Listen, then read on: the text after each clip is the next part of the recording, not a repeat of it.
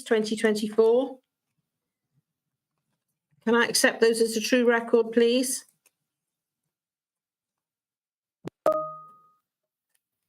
Happy to move. Thank you. And do I have a seconder, please?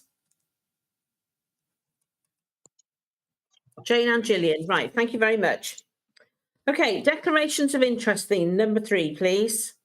And of course, if you do have a declaration of interest, you do need to declare the nature of that interest, please.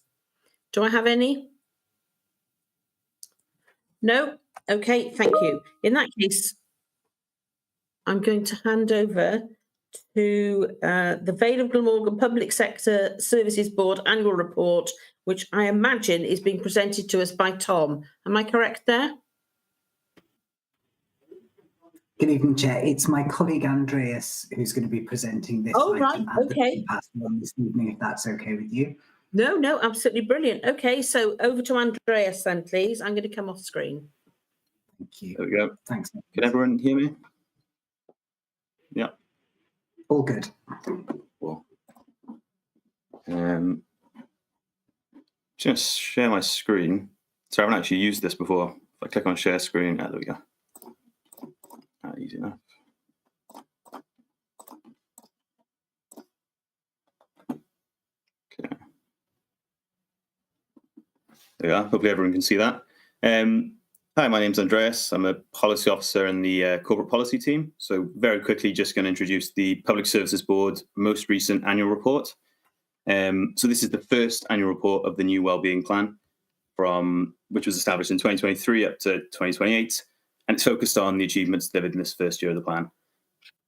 So with this year's report, we've tried to condense it as much as possible. So you can see here the contents of the structure of the report. A little bit of an introduction, sets out context of the PSB, the wellbeing objectives, priority work streams, and 19 steps that we've identified as being necessary to achieve these objectives. And then the main body of the report is section 2, our progress. So you can see there the different projects, different partnership projects that we've included in this report, and each one of them will take through the project's purpose, the activities undertaken, and then the outcomes from those activities, and then a little bit on forward-thinking next steps for those projects.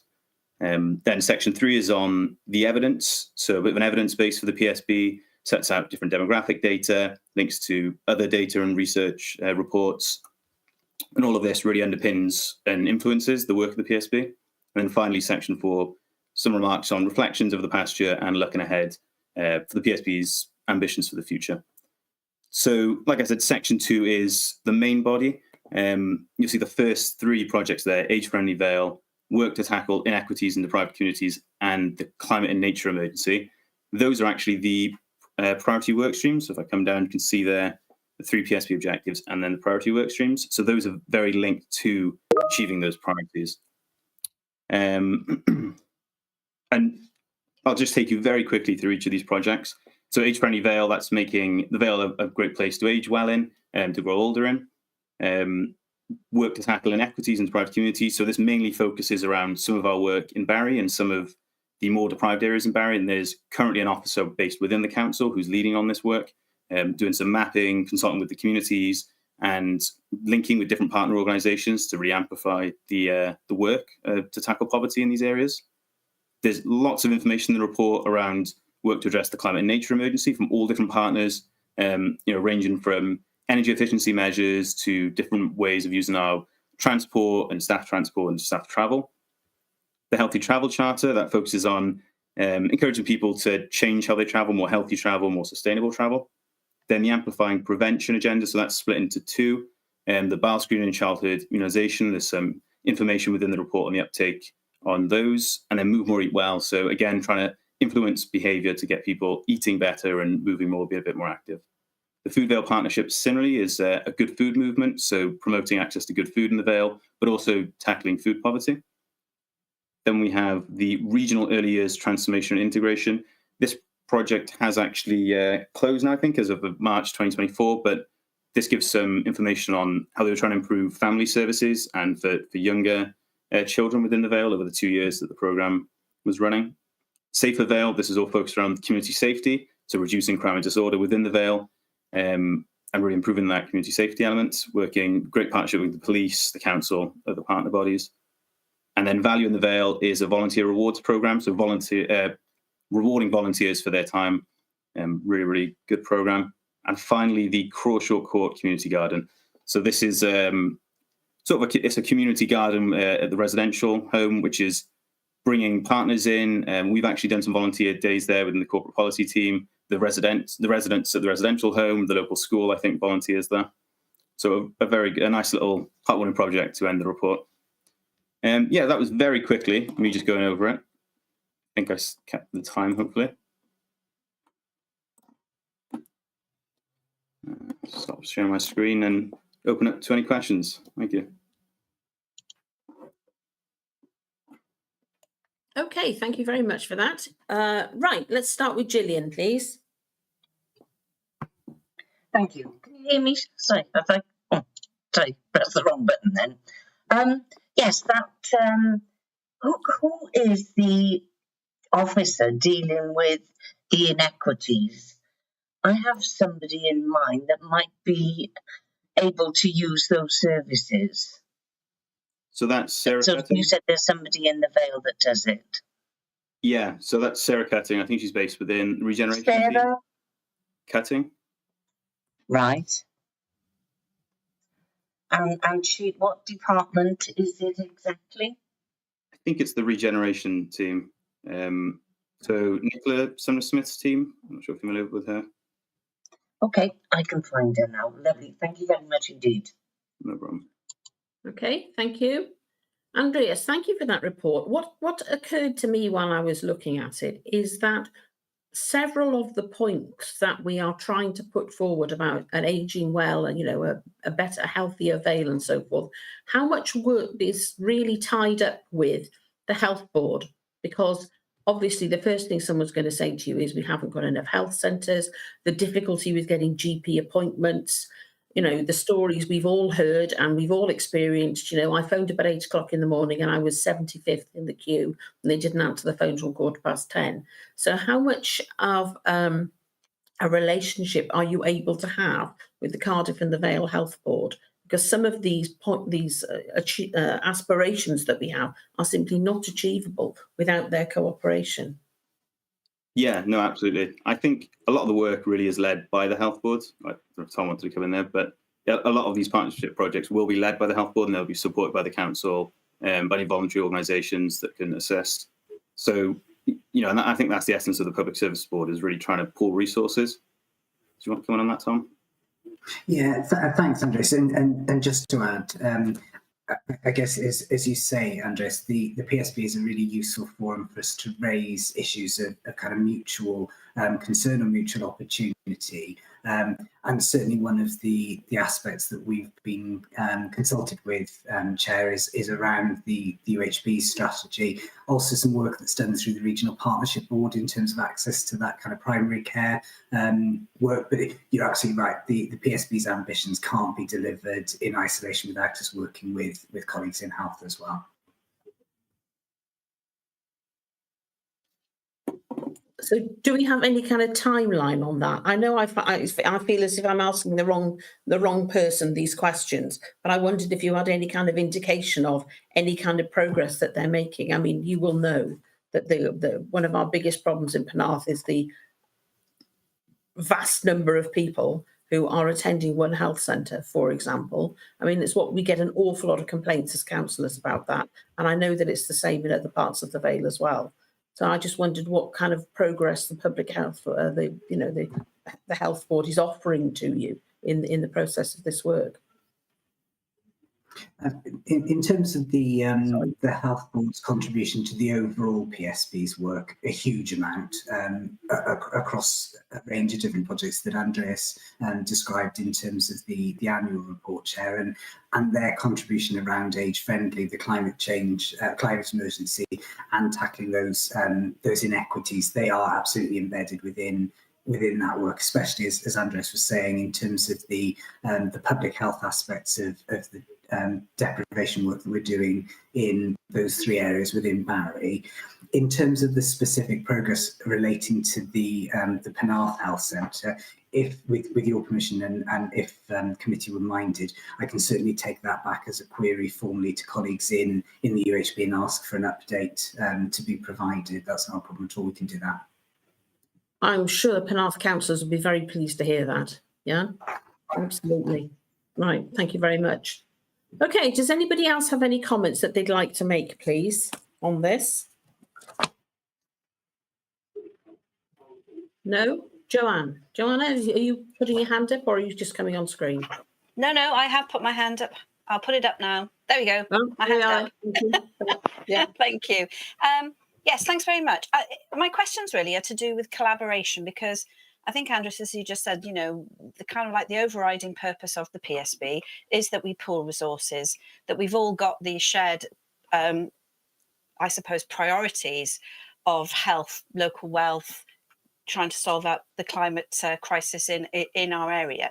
So it's really where are we looking at collaboration? There's lots and lots of good things happening. Each organisation seems to be saying they're doing this and we're doing that. But where can we pool our resources? That's my question. And certainly with things like the climate crisis, you know, I think we should be agreeing certain actions and strategies, because we've all got these priorities. So it's really about collaboration and where we can work together. Thank you. Yeah, absolutely. I mean, we've all agreed, you know, with the priority work streams within the plan, all partners have agreed to those, and the same with the objectives. I think the annual report does give some really good examples of where that partnership working has already taken place. There's always going to be opportunities to join it up more. And the way that the Public Service Board meetings are structured is we try and bring it as this knowledge sharing body in a sense. So bringing what the different partner organisations are doing to those meetings so that everyone can have that sort of oversight. And then through hearing those, often we come away from meetings with sort of new links where maybe one organisation thinks that they can add something to another organisation's work that's already started. I think, you know, climate and nature emergencies, within the report, there's a huge amount there. A lot of it is probably, it could be better joined up. You know, a lot of it is already joined up, but there's some things that maybe we're doing a little bit of silo working, but through looking at it in this holistic view through an annual report, we can kind of go forward making those connections.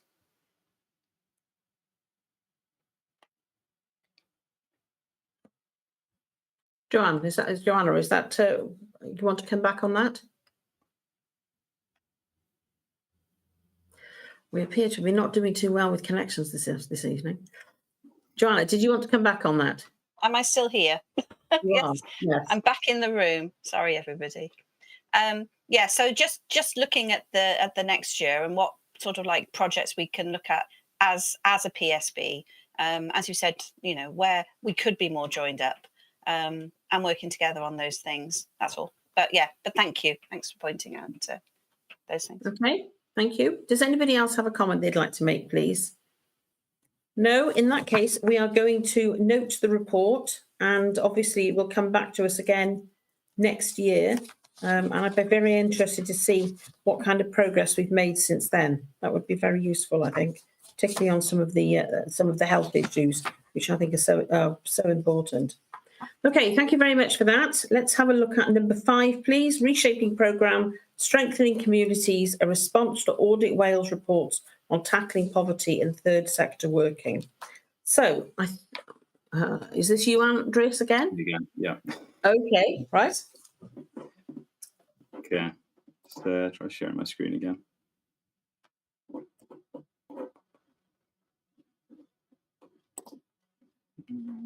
Yeah.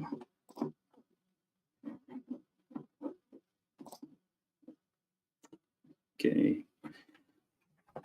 Yeah, hopefully everyone can see that. Yeah, so a little bit different, but still in the essence of partnership working. So I'm going to take you through a programme of engagement that we've recently undertaken that was in response to 4 Audit Wales reports on tackling poverty in the third sector working. And this is part of the Reshaping programme, Strengthening Communities. So a little bit of background. Last year, a report on strengthening communities and the work to tackle poverty and the cost of living crisis went to Cabinet and the various scrutiny committees, including this committee. So you may remember that report. And that report set out the work being undertaken by the council in response to these 4 Audit Wales reports. And 3 of these reports were all Wales reports focusing on poverty, but there was one that was specific to the Vale, focusing on working with the third sector. And these reports encouraged changes in how the council works with the community, third sector, and social enterprises. And to assist, move that way. To assist with this work, we engaged Compass Development Agency to help us undertake this programme of engagement.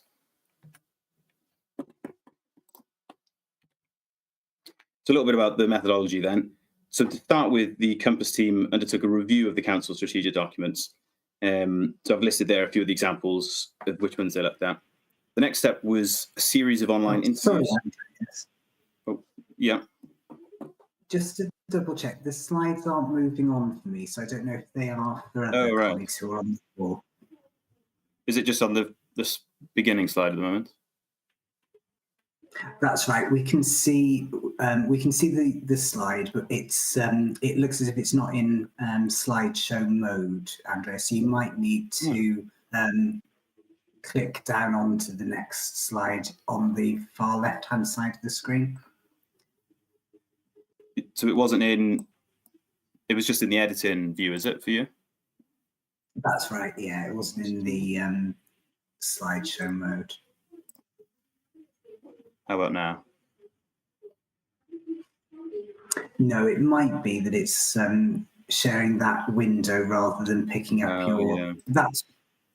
That's working, but it's quite small, so you might need to make the slide size a little bit larger for members to be able to read it on their screens.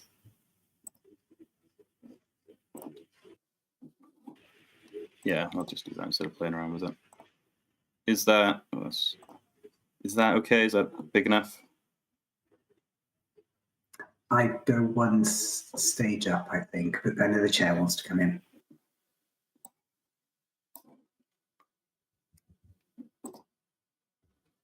Is that okay? That's good. Yeah. Yeah. Okay. Sorry, so that was the background slide I was just talking through. So on to methodology then. As I was saying, they undertook a review of our strategic documents, and there's some examples there of the ones they looked at. Then they did a series of online interviews undertaken with council officers. So looking at current working arrangements with the third sector and social enterprises and how these relationships have developed and what works well, maybe some of the challenges, and also looking at the current work undertaken in relation to poverty. There was an online interview with members of the Ardell procurement partnership team, as Vale and Council are part of this partnership with Cardiff Council, and as well an interview with the leadership team from Swansea's Council's Tackling Poverty Service to understand their approach to the anti-poverty agenda. The next step were interviews with key representatives from third sector organisations and social enterprises, and it was similar sort of conversations as to with council officers, looking at their perspective on the working relationships with the council. Then there were online focus groups with town and community councils. Again, very similar questions, looking at how relationships are between town and community councils and the council officers. And all of these were exploring the barriers and challenges to working with the council, but also any opportunities to develop this work and what the kind of appetite was to help co-deliver services.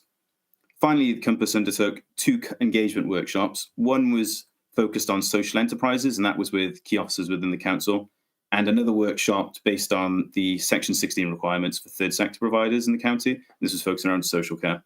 And Compass, you, I think, may remember, presented some of their initial findings to this committee as well. So the outcomes from this piece of work was they produced 2 reports, a smaller report summarising their engagement with the town and community councils, and then a larger report on the key findings and recommendations from the internal interviews with council officers and the external interviews with the third sector and social enterprises. I've pulled out here some of the key findings. So this first slide is on the key findings from the internal interviews with council officers. So to start with, Compass concluded that there has been a shift in priorities and actions within our strategic documents, our corporate plan, our annual delivery plan, towards a more holistic focus on tackling poverty and a greater emphasis on working with third sector, social enterprises and other community partners. Staff within interviews flagged that there is a significant amount of activity happening to tackle poverty, but they did recognise that a lot of this work is maybe short-funded via grant funding, which can result in sometimes short-term thinking and have issues with funding staff. It was also recognised that the council had responded quickly to the cost of living crisis, but there is a lot of rural poverty and pockets of deprivation within affluent areas, which can sometimes be overlooked. There were also concerns around the current asset transfer process, which interviewees felt this could be strengthened and really create opportunities for community ownership of assets. And finally, there was this recognition that the council can't do it all, and this is a good time to review current working arrangements with the third sector community partners to see where we can collaborate further and maybe look at ways of transforming our ways of working into the future. So the key findings then from the external interviews with third sector community partners, a lot of participants did consider they had quite a strong working relationship with staff and the council, but this maybe was more with an individual member of staff rather than a wider team. And sometimes these links could then be lost as staff maybe moved on and they weren't sure then who to contact within the council. It was also felt that the council does engage proactively about some opportunities, maybe around funding or consultation, but they don't always seem coordinated. So third sector organisations and social enterprises felt that as they're out there working with the communities, they often have ideas about how services with or for the council can be developed, and they wanted a conduit to enter the council to provide these ideas. They would like to be more involved in decision-making at earlier stages in decision-making process and have great opportunities to influence funding decisions that may affect the sector. The Section 16 workshop highlighted that third sector organisations, social enterprises, really do want to engage and work in partnership with the council to explore different service delivery ideas and provide more commissioned services. Town and community councils really echoed a lot of this, and especially a desire to be able to influence the decision-making process a lot more. And they said that the community asset transfer process does need to be reviewed. So out of these reports and following up on these key findings, Compass made a set of recommendations for us. So I've outlined these here, sort of summarised them. So to start with the council, Compass recommended that the council should develop a poverty strategy, supported by a monitoring framework to review and sort of see the impact of the various work streams to assure alignments and consider that we're looking at the long term. We should update the existing voluntary sector compact. And this was, I think, within the interviews, it was asked what people felt about the voluntary sector compact. I don't think there was a lot of knowledge about it currently. So Compass recommend that we review and update this and that we use the membership of this committee to help with engagement with the third sector and take a similar approach maybe to the Section 16 forum on engaging with the wider sector. They recommended the council undertake a mapping of social enterprises in the sector to understand more about what social enterprises are in the Vale and how we can support them and help that sector to grow, and implement a series of awareness raising workshops within the council to increase the knowledge of council staff and elected members around social enterprises, while also developing web resources for social enterprises. Within the Section 16 forum, Compass recommends that they consider a programme outlining procurement opportunities ahead to allow time for joint working between organisations to help create these co-produced solutions. Finally, that the council develop a clear definition and vision for community resilience and self-reliance, which is in line with the Audit Wales report recommendations. Finally then, I've outlined here some of the proposed responses and recommended way forward to these recommendations. So in regards to the development of a poverty strategy, we've already begun work to build specific anti-poverty commitments into the development of the new corporate plan and the reshaping programme. And these are going to be actions that are going across each of the objectives within the corporate plan, but will come together within a section in the plan as a sort of succinct anti-poverty strategy list. In response to the recommendations concerning the council relationship with the third sector and the voluntary sector compact, we've also looked within the corporate plan at this new, what we're calling a relationship statement. I think Tom will speak on this a little bit later, that looks at how we work with the wider sector and what you could expect when working with the council. And all of this will be consulted on as part of the corporate plan consultation. For social enterprises, within the reshaping programme, this work will be undertaken to really get a better understanding of existing organisations and what opportunities there are there, and develop the council's website to provide information for social enterprises. The council has proposed to continue a standing agenda item at the Section 16 forum that sets out procurement opportunities ahead for the next 2 years, and continue to encourage a sector-led forum, giving them the opportunity to set agenda items and raise any issues pertinent to them. The council will also review how procurement activities are being shaped, planned and designed, with work already underway on social value procurement. Finally, then, in response to the recommendation on considering a clear definition and vision for community resilience, we are building these into the corporate plan and the reshaping programme. And as I said, all of this will be consulted on over the coming months now as the corporate plan is finalised. Okay.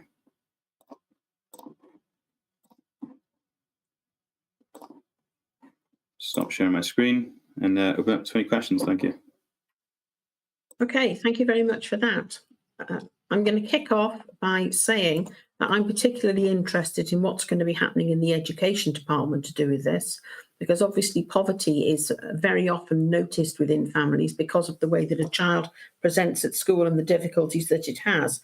And we all know that tackling poverty and offering more and wider opportunities to children is their best way out of poverty, because if you can educate yourself, you can to a certain extent get yourself out of poverty, because education is and a good job is the way out of it.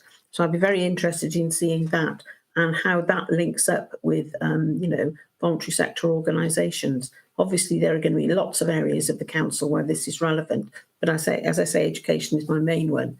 Right, does anybody else have a comment that they'd like to make, please?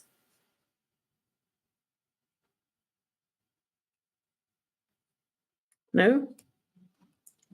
Joanna, and then Linda. Thank you, Chair. Yes, I welcome this report from Compass.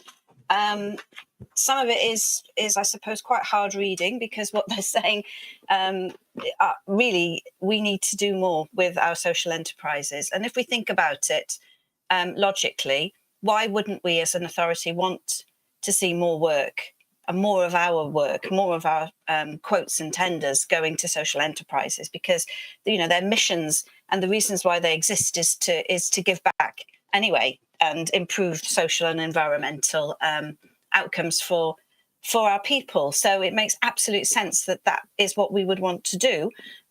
So my question is, how are we going to work? I know we're with Ardle when it comes to procurements, but how are we going to plan and commission our quotes and tenders so that they will not disadvantage social enterprises, but maybe help them to bid for our tenders and quotes going forward? So it's what physical changes we're going to make to make more opportunities for them. Thank you.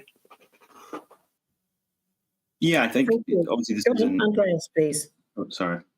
No, go on. Yeah, obviously not my area, but I am aware that the procurement team, I think they are implementing a social value framework, and it's sort of, as well as looking at the cost benefit when looking at commission services, it's also looking at this social value. And I think that's where social enterprises will have sort of their in, so to speak. That's where they'll shine. So yeah, I'm sure there's a lot more detail that's been given on that, but I'm aware that exists. Okay, thank you. Tom, did you want to come in? Yeah, thanks, Andreas. Just to add a little bit to that, Chair, in response to Councillor Prothero's question, that Section 16 forum, which is a requirement under the Social Services and Wellbeing Act for any members who aren't aware, and brings together social enterprises and the commissioning teams within social services. And I think we see that very much as the starting point for our more broad relationship with social enterprises. And some of the early discussions that have been had at those forums are exactly on the issues that Councillor Prothero was raising. So actually bringing social enterprise colleagues in at very early stages of the design process in terms of commission services, looking at what are the particular barriers that might exist to or that would prevent social enterprises from bidding for certain contracts, and taking different approaches to the way that we could structure those contracts in order to enable social enterprises to bid for them. And we're very much working alongside that with colleagues in Ardal to look at what are the lessons that we can learn, and as Andreas was saying, then apply those more broadly to other aspects of the work, because lots of the kind of principles that apply to social enterprises also apply to smaller non-social enterprise business as well. And obviously the council is committed to supporting local business more broadly as part of our procurement activities. Okay. No, that's right. Thank you very much. Okay, Linda.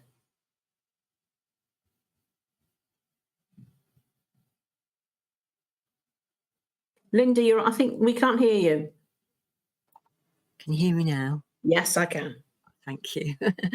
Sorry. I was going to say, I thought it was a really positive report from Compass, and the response, the recommendations that were coming back, and the value in creating new opportunities for wider or greater opportunities for discussion and dialogue between voluntary sector and social enterprise and government in terms of that early commissioning stage, pre-commissioning stage, and all those things leading up. That can only be really positive in providing better links and opportunities and responses.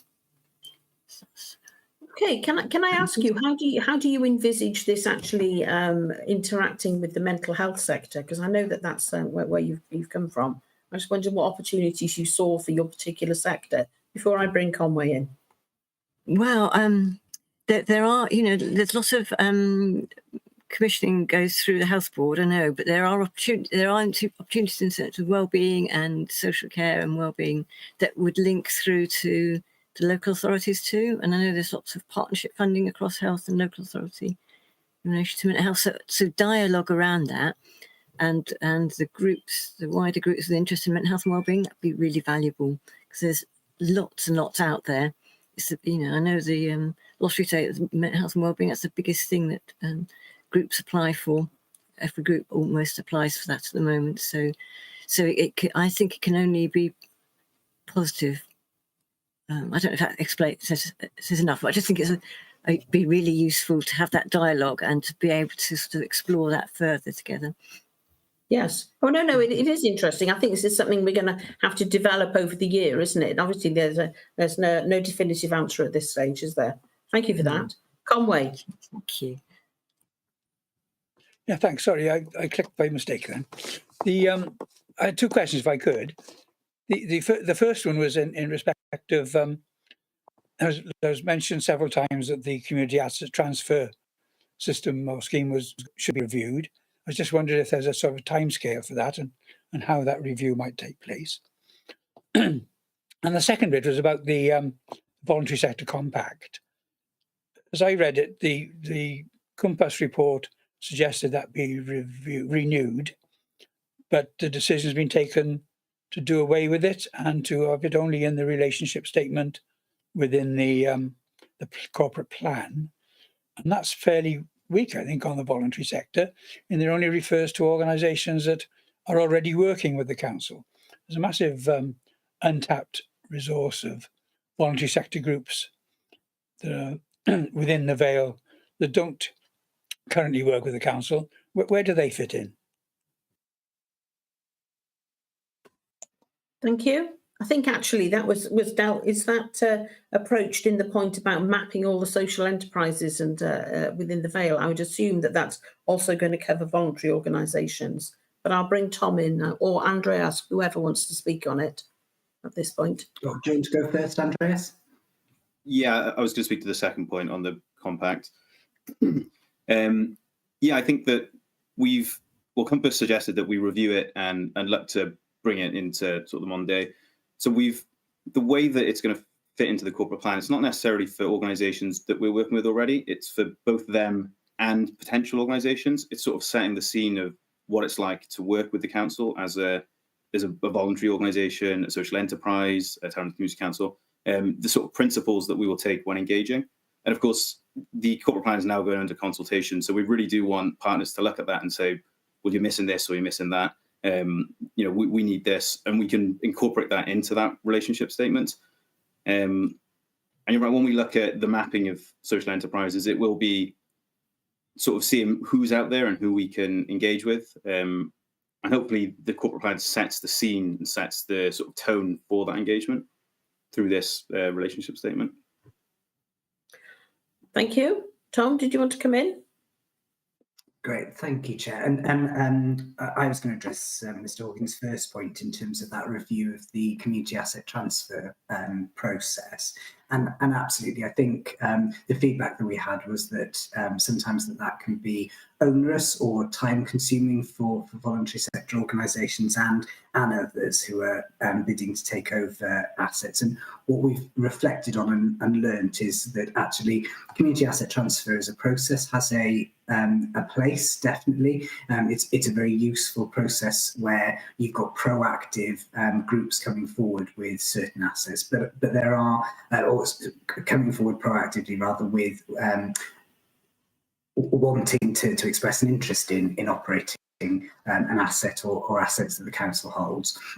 But also we've worked in a variety of different ways with other organisations, most recently a number of different sports type organisations, where actually having applying the same principles but using a slightly different process, whether that's licenses or leases, can often be quicker. One of the things that we have been discussing, we'll be discussing further, certainly with One Voice Wales colleagues, the representative body for town and community councils, is some of the learning that they have from elsewhere within Wales.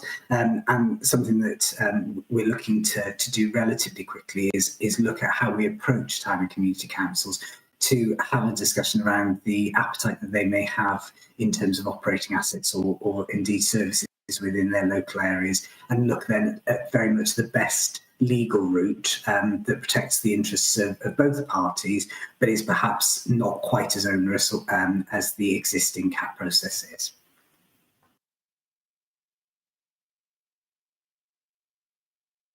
Sorry, thank you very much. Right, Linda, is that a fresh hand or a legacy hand?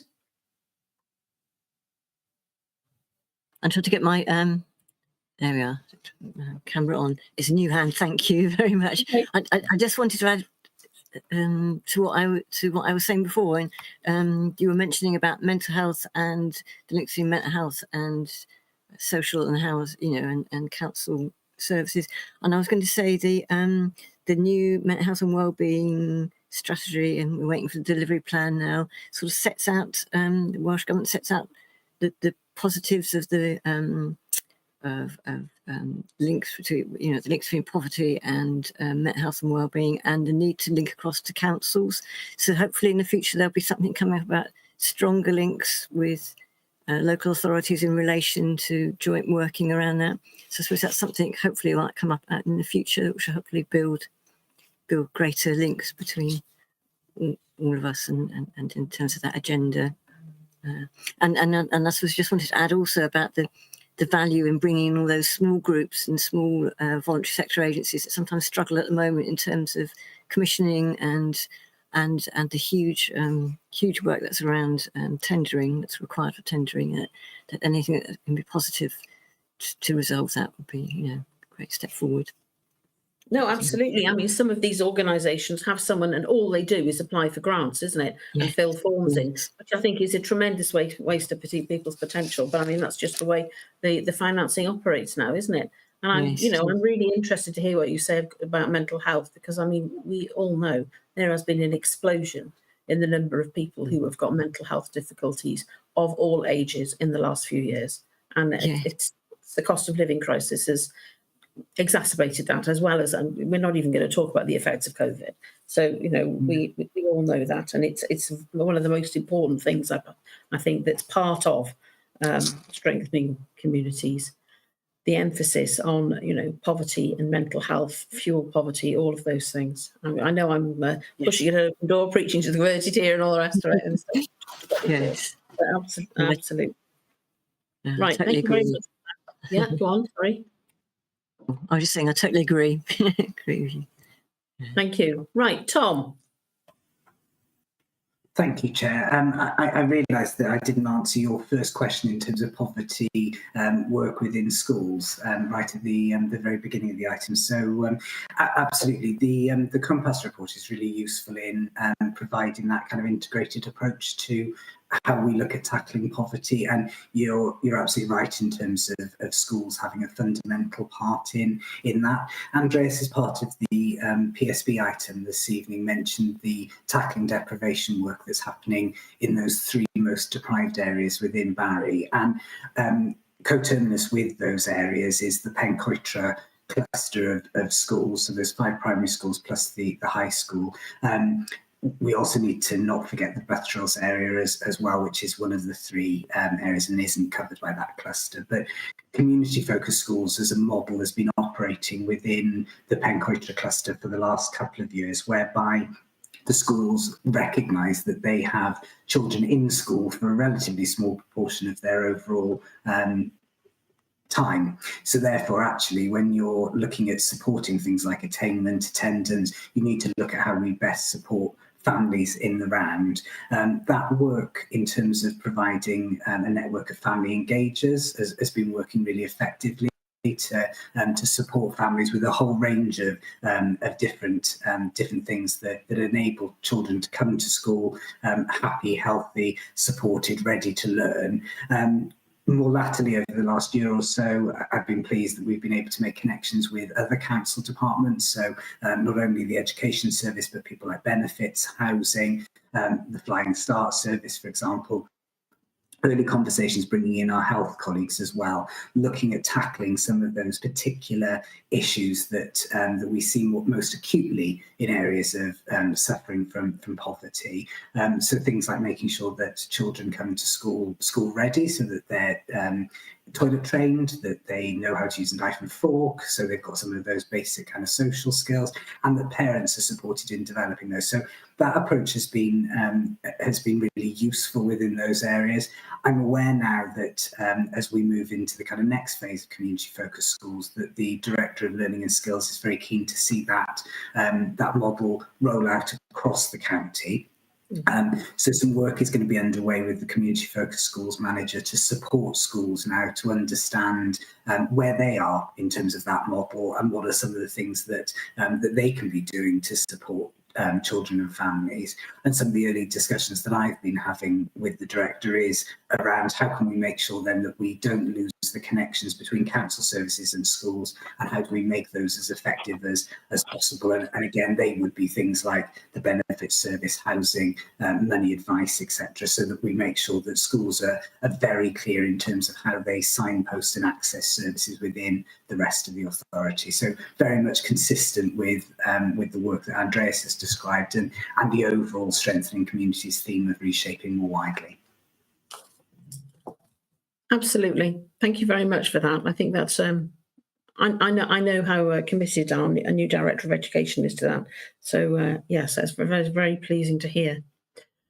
Right, Linda, is that a third hand or is it a legacy hand, please? No, it was a legacy hand. Okay, right. Thank you very much for that report. I look forward to hearing an update on this. I don't know whether when you intend to bring us an update, it's not an annual thing. So I'd be quite interested to hear what progress has been made, possibly not next meeting, but the meeting after that. Is that possible, please? Absolutely, Chair. Yeah, the meeting after that would be ideal. Right. Okay. Thank you very much. Does anybody else have anything else they want to add to that, or can we note it, thank them for it, and then move on, please? Right. We still haven't acquired Karen. Karen, can you speak to us now or not? No. Yes.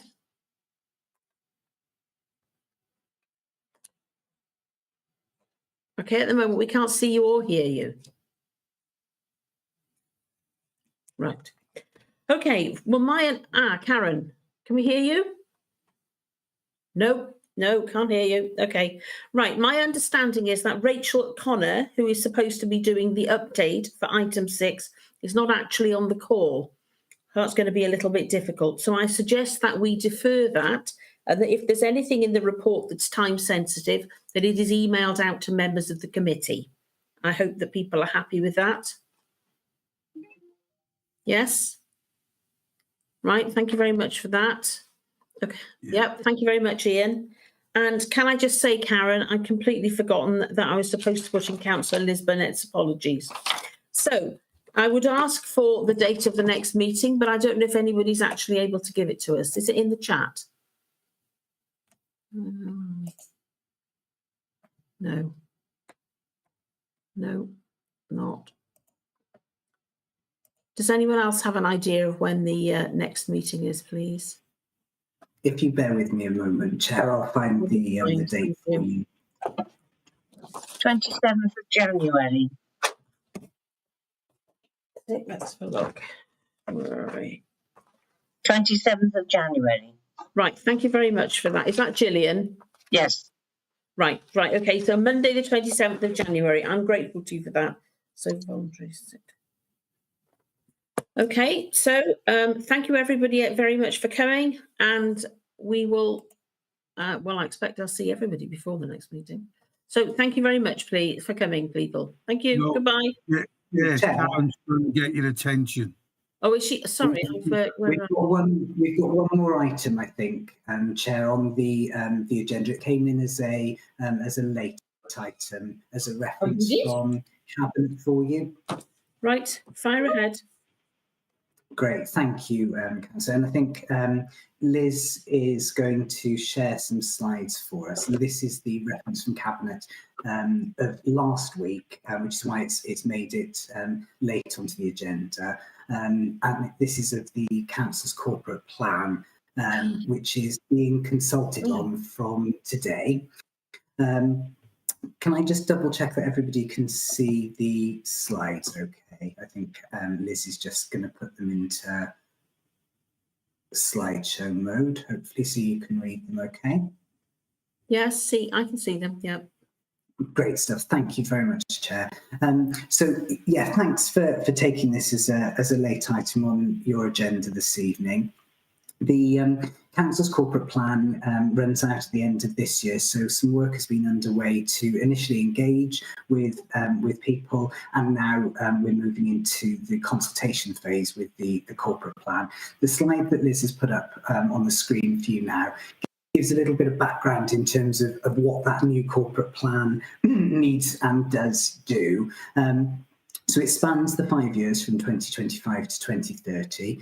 Importantly, it sets out how we're going to be delivering those duties that we have under the Wellbeing of Future Generations Act. So that's acting in a way that demonstrates the Sustainable Development Principles. So thinking about the long term, taking integrated action, how we collaborate, making sure that we involve people, and taking preventative steps wherever we can do.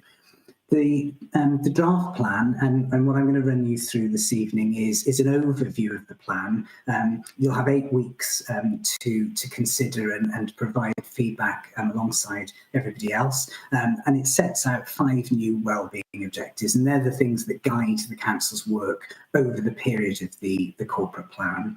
Members will be aware that we ran last year, or earlier this year rather, the Let's Talk About Life in the Vale survey, which attracted over 4,000 responses. We've considered the findings of that consultation activity and lots of other consultation work that has been set out in our annual self-assessment report. And that's given us a good basis upon which to draft this plan. As I say, it provides a framework now for how we plan and deliver over the next 5 years, and it really importantly sets out what residents and partners can expect to see from the Council. The plan, as you'd expect, gives some context to the key challenges that the Council is facing, as well as then some of the cross-cutting themes that exist within the work that we do. Mr. Hawkins mentioned earlier on about the statement around working together. This plan very much is looking at being delivered in partnership, and we wanted to respond to that compass work, as Andreas was describing, really proactively talking about how people can expect the Council to work with them. And finally, as Andreas also mentioned, it brings together all of the actions that cross-cut throughout the plan around tackling poverty. And this is the plan that the council will be scrutinised and judged against in terms of the commitments which are set out in it. The next slide just gives you a little bit of detail in terms of the structure that the plan follows. As you'd expect, it's got a forward by the leader of the council and the chief executive. It provides some contextual information in terms of some facts and figures around the county and the council, the achievements that have been delivered in the past 5 years of the existing plan, as well as the financial context within which we're working. There's then a section called a plan for the future. This is kind of reflecting on what we've learned from Let's Talk, the key challenges that we're setting out in this plan of tackling inequality, poverty and climate change, and also then changing how we work. And you've heard reference to reshaping as the council's transformation programme this evening, but also our approach to placemaking, engagement and working in partnership. That then leads into that statement of commitments to working with others. A section then on each of the wellbeing objectives. There are about 50 actions with associated outcomes in the plan. And then all of those that are relevant to tackling poverty are brought together in an integrated approach, and then some details around how the plan will be monitored and evaluated. So the next slide gives you the details of the wellbeing objectives themselves. And this corporate plan for the coming 5 years is based around people and places coming together to create strong communities with a bright future. The first two of the wellbeing objectives that are being proposed in this draft relate to the place. So the first is around creating great places to live, work and visit, bringing together activities such as placemaking, our planning work, regeneration, the economy, tourism, becoming age friendly, the community work that we're doing, as well as heritage and culture and other aspects. The second of those wellbeing objectives then relates to respecting and celebrating the environment. And this brings in to the plan our work around tackling climate change, becoming net zero by 2030, the work underway to tackle the nature emergency, as well as the other work that is very visible across the county, such as our work in green spaces, active travel, transport, energy waste, etc. We've touched a little bit today on some of the aspects around the council's role in supporting people. And there are two people-based objectives within this draft plan. The first is around giving everyone a good start in life. So this is very much focusing in on those early years that your question to the previous item Chair was alluding. So looking at the work that we're doing to support schools, they are half our organisation, but also aspects of child poverty, sport and play, training and skills, youth engagement, and preventative services, for example. And then the fourth of the wellbeing objectives is around supporting and protecting those who need us. And again, this shows or signals a slight change in emphasis for the authority, in the sense that we're making sure that we are targeting our work on those people who need us the absolute most. So this work relates to the activity within social services, whether that's children looked after or supporting adults, also social housing, the advice and information services that we work to deliver, as well as the county sanctuary that the council is committed to becoming. And then finally, the fifth wellbeing objective is really an underpinning or enabling objective, which is around being the best council that we can be. And this is then relating to our activity to support financial sustainability of the organisation, how we use our assets, and members have asked about that this evening. Digital, how we buy, but equally how we involve people in those processes, equality, access, Welsh language, etc. So all of those things come together as a package of wellbeing objectives. Integral to all of them are tackling those issues around poverty and inequality. The next slide gives you an overview of the relationship statement, or the commitment to those organisations who are working with the council. And this is in response to the Compass report, where we're talking about being open and honest, giving people chances to become involved in decision making and making sure that voices are heard, providing sufficient time and different ways to share feedback on council plans, and importantly, clearly explaining what is and isn't possible and why. We want to make sure that we provide clear and simple information about grants and their opportunities with fair expectations and timelines. We want to work with various organisations to solve problems and to find joint opportunities, and to listen to the ideas of different organisations with easy ways to get in touch with us and support communities in managing local services. And then finally, a commitment around respecting our diverse communities, aiming for fairness and celebrating Welsh culture. So that's the statement of intent, if you like, in terms of how we work with other organisations. And then the next slide, what I've tried to do here is, as I mentioned, there are about 50 actions across the 5 wellbeing objectives. But I just wanted to tease out a few example actions that are of particular relevance to your committee, Chair. And I think what this is looking to demonstrate really is that there is a commitment to working with the voluntary and third sector throughout this plan, as part of that commitment to partnership working, whether that's in aspects of place, such as placemaking, supporting voluntary and social enterprise sectors in terms of delivering services directly within our communities, whether that's the role of third and voluntary and community organisations in our Project Zero programme and supporting the communities towards the Wales goal to be net zero by 2050, or indeed supporting changes in travel modes.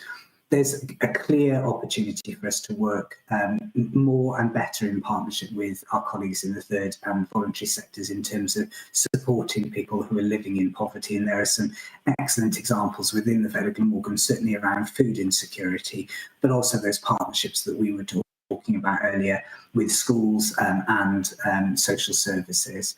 And indeed in making sure that the voices of our young people are heard and represented. Finally, in terms of Objective 5, there's a commitment within this plan to transforming our services through the reshaping programme, making sure that the needs of the community are placed front and centre in terms of how we provide services, and that will often mean doing things in different ways, and the voluntary and third community sectors have a really important role to play in that as well. The next slide then just gives you a little bit of detail in terms of how we will go on to implement and deliver this, this corporate plan. But it really importantly, I guess, how we'll be able to demonstrate our progress rather. As part of these arrangements, we're discussing with scrutiny chairs, vice chairs, group leaders over the next few months around how we can make some changes to align this better with some of the other work that the council has to do. Firstly, making sure that we link very strongly with the annual budget process so that we're clear with people what resources are available to match against our commitments. We're looking to do some rationalisation of our annual planning to make sure that it's focused on delivering outcomes, not lots of process. So we're hoping that that will be sharper and more integrated. You'll see within the draft corporate plan that is out for consultation currently that we're going to be identifying a series of measures for each objective. We set out in the plan what we want to see in terms of outcomes, but we're very conscious that we need to show people how we're going to measure whether we're delivering. So that work is underway, as is some proposals around streamlining and making our performance reporting more timely for elected members and importantly our residents as well, with that greater focus on outcomes, the so what question rather than just talking about the numbers of things that we've done.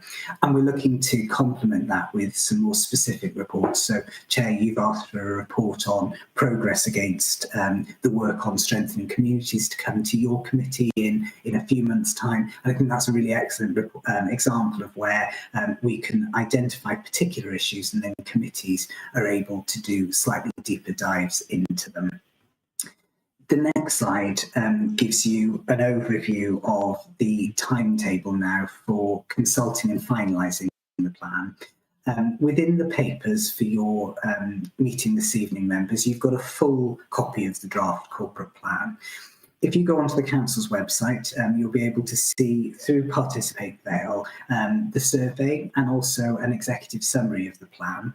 That is intended to enable people to find an accessible way of digesting the plan. By its very nature, it's a very detailed one, but we are keen to make sure that it's accessible as well. So there are a variety of different presentations for people to be able to take a look at and to inform their consideration. So we've launched the consultation today. It's going to run for the next 8 weeks. And following that, we'll be revising across December and January and reporting it through various different committees and cabinet ahead of the full council considering this report on the 3rd of March, in order that we'll be able to start work from the 1st of April. And that consultation process is what's set out on the next slide.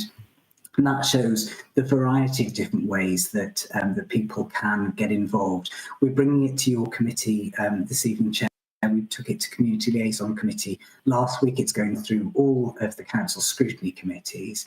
But also, in addition to the kind of council mechanics, there's an online survey. There are hard copies in libraries and other venues across the county. We've got a series of public drop-in sessions where members of the public and stakeholders, partners are very welcome to come in and discuss the plan. And then we've got a couple of very focused sessions, one with third sector representatives to discuss in detail that relationship statement, the commitments around working with the sector. The second then is going to be looking at tackling poverty. We're going to be making sure that we hear the voices of younger and older people via the youth service and also the 50 plus forum, who very kindly accommodated us at their AGM. And as I say, we're bringing it to a range of committees, as well as via things like the Equalities Consultative Forum and the Engagement Champions Network. Internally, we'll be doing a variety of engagement with our staff, including those staff networks, but also with our trade unions as well. We're very keen to hear as many voices and opinions on the plan as possible in order to then shape that review ahead of early next year. That's a really quick overview, Chair, of the corporate plan. Very much would like to invite any comments this evening and equally then participation of members and third sector representatives and colleagues at those various points within the consultation. Thank you.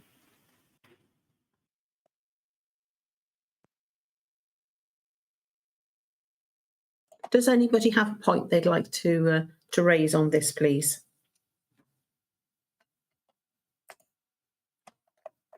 Are there any hands up? Oh, what's happened here? Right. Okay, thank you. Go on. Thank you, Chair. Thank you, Tom.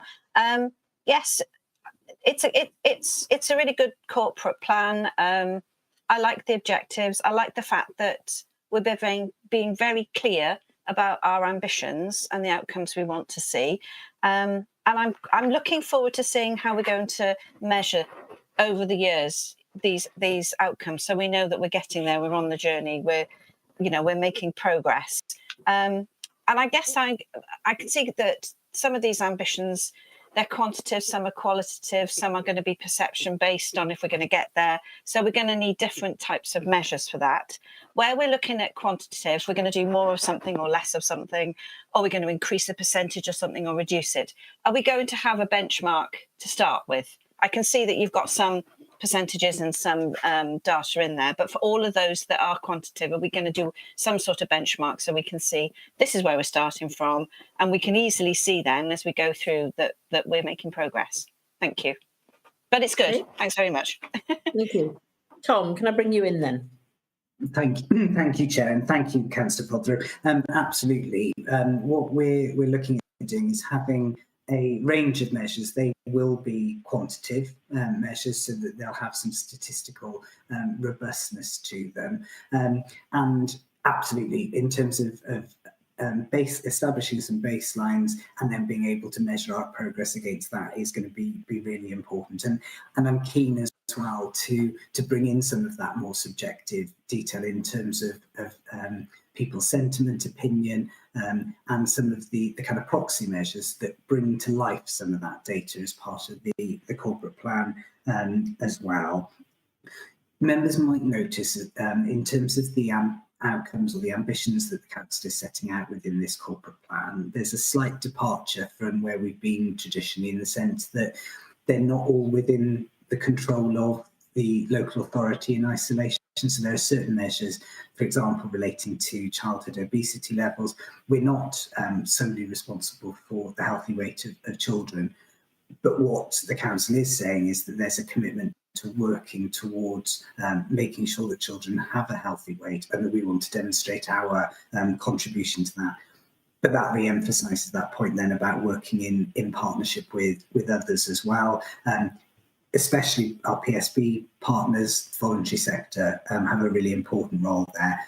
But absolutely, the demonstrating our progress against actions and measures completely will be in the plans going into the new financial year, and also we'll then be looking at bringing as much of that to life through those kind of case studies as well. Lovely, thank you very much. That was very very detailed. Right, Ian. Thank you, Chair, and thank you, Tom. And the point I wanted to make, it was following on from Joe's point, and you addressed it on your thing then, Tom. I love the fact we're looking at not just the numbers, we're looking at so what difference has it made, what difference can we make, and what have we got to do different next time. So I wanted to say I'm very impressed with the way we're taking that forward. Thank you. Thank you. Oh, Joanna, is that you're having a second bite of the cherry?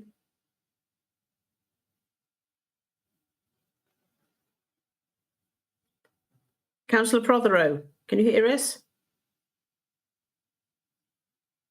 No, we can't hear you.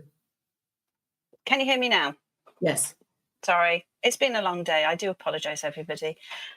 Yes, I just wanted to just pick up on what Tom had said in response to my comments about childhood obesity, because, you know, I personally feel with universal free school meals, with breakfast clubs in most schools, we do have that opportunity. We have an amazing opportunity to tackle childhood obesity with 2 meals a day, where we can make sure our children are having good food.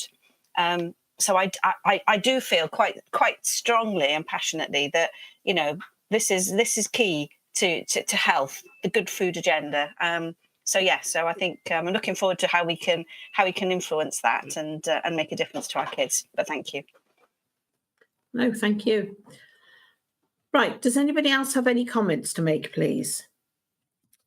Right, well, in that case, I'd like to thank you for the presentation. And when are we likely to see an update on that one then, please? Thank you, Councillor. The Corporate Performance and Resources Committee will see the updated draft just after the start of 2025. Cabinet will then consider it in February, and full council will see the final version for approval at the beginning of March. Members of your committee have got the next 8 weeks to contribute to that consultation process. As soon as we've then finalised the corporate plan, we'll make sure that it's launched and communicated to all of our partners, and then we'd be looking for discussions around the best way to bring you updates on specific matters of interest within the remit of your committee in the next financial year. Right. Okay. Thank you very much for that. I'm sorry I was surprised, but I don't think anybody told me it was being added to the agenda. I knew it was at community liaison. I didn't know it was coming to this committee as well. Okay, thank you very much. Is there anything anybody would like to add before we leave? No? Okay, so we're deferring the update from Rachel Connor until the next meeting, I'm afraid. As I said, if there's anything very important, we can get it sent round to members. Thank you. Thank you, everybody. Good night.